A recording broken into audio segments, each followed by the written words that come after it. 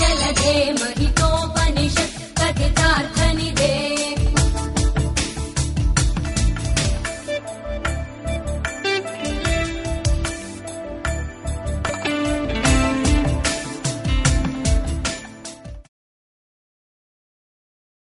நமஸ்காரம் நமஸ்காரம் நமஸ்காரம் நேர்களே. நியூமராலஜி சம்பந்தமானது எந்தெந்த மாதிரி எழுத்துக்கள் எப்படி இருந்தால் என்ன நடக்கும், பெயருக்கும் இனிஷியலுக்கும் என்ன சம்பந்தம் இருக்கு, அந்த மொத்த கூட்டுத்தொகை எப்படி இருக்கப்பட வேண்டும், எந்த எழுத்தில் முடியலாம் எந்த எழுத்தில் முடியக்கூடாது அப்படின்னு சொல்லிட்டு பேசியிருக்கோம். ஒரு சிலருக்கு தெரிஞ்சோ தெரியாமலோ கடவுளுடைய அனுகிரகங்கள் நிறைய இருக்கும், நிறைய பிரேயர்ஸ் எல்லாம் பண்ணிட்டு இருப்பாங்க.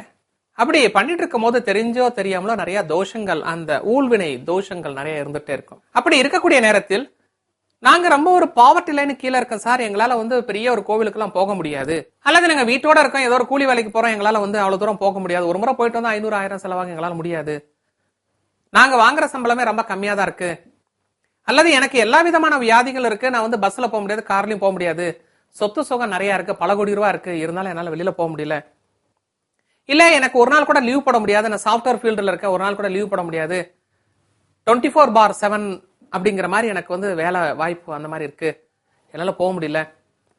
இந்த தோஷங்களை விளக்குவதற்கு தெரிஞ்சோ தெரியாமலோ செய்யப்பட்ட தோஷங்கள், அல்லது ஒரு 7 வருடமாக ஒரு பெண்ணை காதலித்து திருமண காலகட்டத்தில் வேண்டான் விடுறது, அல்லது திருமணம் செய்து ஒரு 6 மாசத்துல ஒரு குழந்தைக்கு உண்டான வாய்ப்புகளை ஏற்படுத்தி விட்டு அந்த பொண்ணை வெறுப்பது, அல்லது ஒரு குலத்தில் பிறந்து வேறொரு குலத்தில் திருமணம் செய்வது, அல்லது திருமணம் காலகட்ட கடைசி வரும் பொழுது எனக்கு என்ன இவ்வளவு டவுரி வேணும்னு கேட்டுவிட்டு கொடுக்கவில்லை என்றால் வேண்டாம் என்று சொல்வது, இது எல்லாம் தோஷமாக கருதப்பட்டு பிரச்சனை உருவாக்கும்.